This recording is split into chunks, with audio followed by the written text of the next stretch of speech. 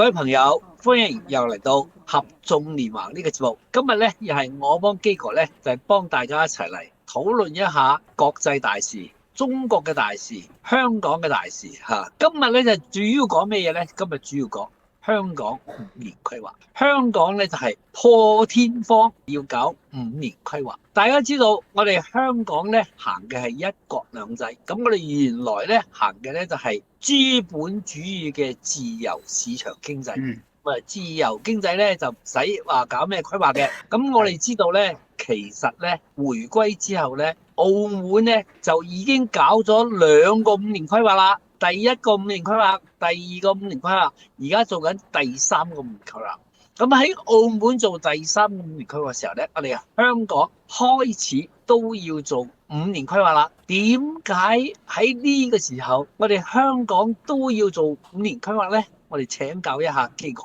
喂，咁啊唔好咁話嘅，昌哥，其實你呢個係專家嚟嘅。不過咧就係我睇到咧呢個所謂5年嘅規劃咧係必要做，但係必難做嘅。因為咧第一個有其實幾個方面嘅問題咧係香港政府要面對嘅，唔係假設，亦都唔係假設，其實啲事實。我哋呢20-30年嚟啊，即係香港就強調我哋走積極不干預啊嘛，特別回歸之後更加跟咗英國嗰套啦。咁積極不干預就咩咧？基本上政府係唔會主動去處理或者係製造一啲嘢出嚟，等個市場自己自由發展，發展到某個地步出咗個系統啦，一個係相當大嘅影響啦。於是咧，政府介入去監督或者係設立一啲制度咁樣。咁但係如果而家咁嘅情況之下，呢個積極不干預仲得唔得咧？咁其實回歸以來咧，我就不時都批評同埋俾意見政府咧，我哋要放低積極不干預。就算你唔肯放低100%咧，都起碼放低50%以上啊，咁你先至能夠面對呢個社會嘅變化同埋發展。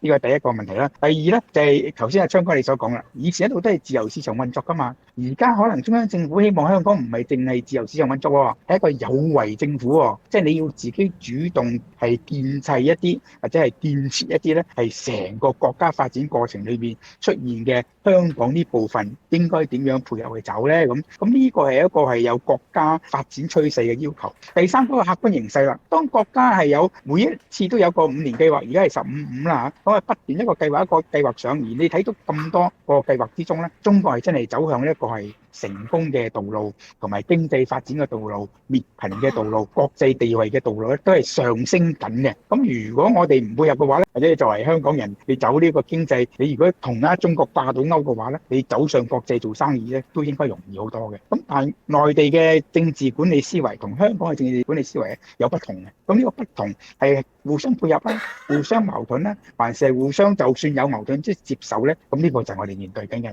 問題咯。係啦，咁咧就好多人講咧，即係我自己咧都有啲學者嘅朋友啦，就話，嗰本書咧1年前咧，其實就北京港澳辦咧就已經開始調研啦，話香港需唔需要搞5年規劃咧？咁啊，其實咧都收到唔同意見嘅。咁最終咧，好似我自己都感覺到呢件事情咧係由上而下，其實係中央咧希望李家超特首能夠做呢個，咁李家超特首咧又接受咗就做呢個。我自己有啲覺得咧，就係中央希望香港做一個5年規劃咧，就係希望咧就係呢一個5年規劃咧，就係俾國家對香港未來經濟嘅發展咧係有一個宏觀調控嘅作用喺度。即係話國家要知道你未來5年要做咩，要做到咩嘢，咁樣有一個作用，即係變成係一個5年規劃咧，係國家去調控香港嘅一個切入點。唔知喺呢個問題上，基哥又點睇咧？當然係相互嘅，呢個係第一就係國家整個發展咧，其實香港有佢嗰個一國兩制嘅功能同作用啊嘛。如果唔係嘅話咧，即係唔使由80年代講到今日，就算都係習主席都強調啊，係一國兩制。即係香港響成個中國嘅發展裏面咧，係唯一一個基本上強調係自由市場嘅，甚至係你仲係去到係積極不干預噶嘛，都唔好理佢市場，等佢自己搞啦咁。咁當然呢個喺過往嗰幾十年裏面咧，由60年代開始經濟起飛咧，我哋係成功嘅。咁但係冇一個清楚嘅目標，冇一個清楚嘅發展方向，係冇一個嘅機制去睇住呢個發展。咁作為國家嚟講係15-5啦已經嚇，一路向住一個有規劃、有目標又係有策略嘅發展嘅時候，喂，你香港係幫我手咧，定唔幫我手咧？還是香港你獨自己搞咧？是你自己搞，你發覺呢10年8年你係冇發展嘛，冇跳躍喎，係冇將而家個情況係去提升到香港，即係除咗四大支柱之外，發展6、7、8、9嘅支柱出嚟喎咁。咁所以我覺得一個係國家本身嘅需要，特別係需要香港嗰個國際關係啊、國際嗰個運作模式啊、國際市場嗰啲嘅手段啊、手法咧，香港係一定係成功過任何一個內地嘅省市。咁呢個係可以點樣同中國嘅15發展裏面可以掛到鈎配合到，而令到呢一個15又好，香港借15嘅發展，利用我哋自己嗰個金融啊、貿易嘅機制咧，係推動得更加快咁樣講。其實我哋都有着數嘅呢個啊，咁所以呢個係一個互為正面嘅因果嚟嘅。咁但係睇住你香港，係啊都唔知點同你講，你又冇計劃，你又冇目標，又唔知想點，咁我點話你啱，話你唔啱咧？你當我話你一啲嘢做得唔係好同我有配合嘅時候，你又話喂，我哋一國兩制喎，我哋係自由貿易喎，我哋係唔係行你嗰套中國式嘅社會經濟啊咁樣？咁所以呢個係好難搞嘅。咁所以我覺得國家作為一個統一國家嘅管理咧，佢係需要香港更加明示啊，你將來會點走？其實要5年計劃都唔算好長嘅，我覺得你10年、20年計劃咧先叫長。咁5年計劃裏面，其實我哋唔係冇㗎，房屋有㗎。房屋我哋有10年建屋計劃啊嘛，有10年跟住有個 rolling plan 啊，每年咁樣滾動出去。咁但係房屋係真係咁耐未試過成功㗎。咁於是又俾到個例子，即係你嗰個計劃係執行，可能又就一個處理問題。但我哋覺得國家咁樣做法咧，而香港能夠楞住國家想咧，而更加利用我哋金融貿易國際關係咧，去協助即係國家個發展裏面有呢個需要嘅，係令到個推動得更快。譬如我哋上次都有講嘅人民幣國際化，係咪而家一個好好嘅機會啊？特別咧即係美爾伊啊嗰個嘅巴掌，咁係更加加速人民幣國際化。但係要人民幣國際化係咪最容易嘅了解或者操控去插入嗰個國際嘅市場機制裏面？香港係咪一個係重要嘅角色，甚至重要嘅人物咧，係去幫到呢個手咧？咁呢個係我覺得係國家一路都強調一國兩制啊，希望香港繼續搞我哋嗰個經濟體系咧，係有呢個因素嘅。基哥，你真係講得好啱，即係其實咧，香港咧喺土地啊、房屋問題咧，其實都有個長策嘅。譬如講一年要建幾個公屋啊，要開發幾多土地啊咁。但係咧，你先頭基哥都講咗，係咪落實到咧？係咪做得到咧？咁又係一個問題嚟嘅。咁其實咧，我哋呢一次定5年規劃咧，我自己都有諗到咧，話喂，我哋定一個5年規劃，你有冇個具體嘅指標咧？咁我就了解到咧，澳門咧，其實佢5年規劃咧，佢有指標啊。其實一個好重要嘅指標係咩咧？佢規定佢要發展多元化經濟。咩叫多元化經濟咧？即係話佢個賭博彩業咧嗰個比重要下降。佢曾經有個指標就話，博彩業佔澳門 GDP 嘅比重咧要降到40%以下。咁經過佢2個5年規劃，佢真係做到咯。咁我哋將來我哋香港，我哋有冇個規劃？譬如講，我哋未來嘅 GDP，我哋香港係要做到2%啊、3%啊增長率。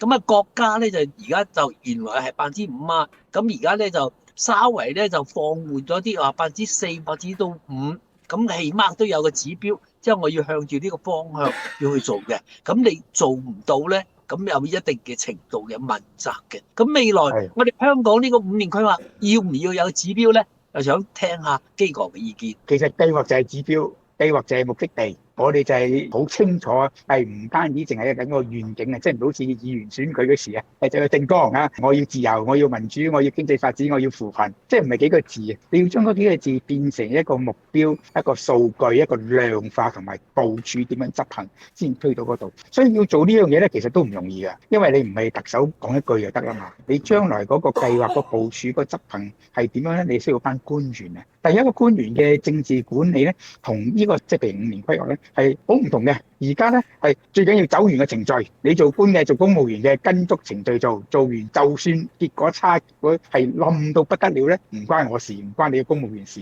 但係將來唔係咁嘅喎，將來咧就話，如果你個中國嘅15規劃又要同我哋香港嘅5年計劃係接到軌、掛到鈎嘅話咧，你要達標先得嘅喎。人哋火箭咁上，你仲係牛耕田馬拉車嗰啲咁嘅做法嘅話咧，咁點掂啊？你行足程序，馬係咁行㗎啦，牛係咁耕田㗎啦，咁係咁程序要做㗎啦，肥佬嘅都係。咁所以你要點樣係能夠將呢個走完程序就得而變成係實際有成效，去能夠將嗰個5年計劃同15計劃掛到鈎。夾到埋，配合到一齊上，人哋火箭式，我哋都係火箭式，咁你先得。咁呢個要講埋個效果啦，唔單止講個程序。又要達到呢個效果嘅話咧，就出現另一個問題喎，係唔係淨係公務員就得咧？又唔係嘅喎，因為你舉例貿易啊、金融啊、科技嘅發展啊、教育啊、醫療，呢個真可以計條數嘅話咧，係差唔多所有嘅行業都有份嘅喎。咁於是你成個5年計劃嘅部署裏面，你點樣動員群眾？群眾係包括唔單止一個個人嘅群眾，包括不同行業、不同公司、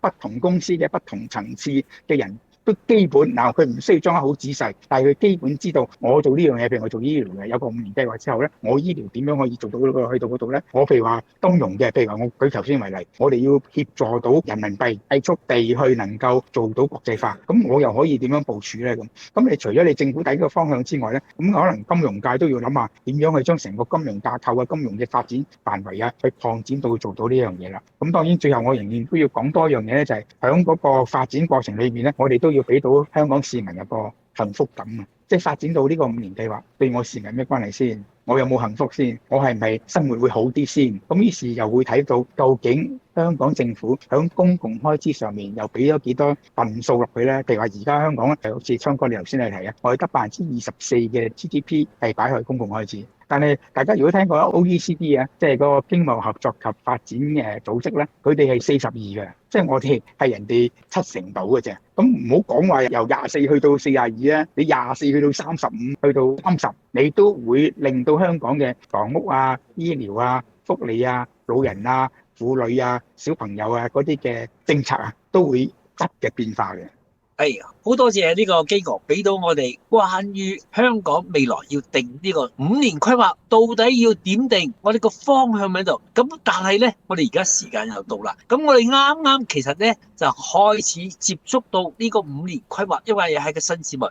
我哋開頭已經係啱啱傾到一啲，我覺得係一啲皮毛嘅問題。我哋啱啱開始涉及，我哋未來呢，可能幫基哥仲要逐項嚟傾啊，譬如講我哋要傾土地問題，我哋要傾房屋問題，我哋嘅醫療問題，核心就係先頭基哥講句話好重要。經過5年之後，我哋所有嘅香港市民，我哋香港居民，我哋喺呢度居住人，我哋有冇滿足感？我哋有冇幸福感？我哋有冇得有所得啫？所以呢個問題咧，真係好多謝。希望各位朋友、各位聽眾，未來繼續關注我哋呢個節目，我哋會幫基哥繼續會好詳細咁樣幫大家將5年規劃嘅一啲細節嘅問題逐樣幫大家傾。咁今日就先傾到呢先，多謝基哥，好，拜拜。拜拜。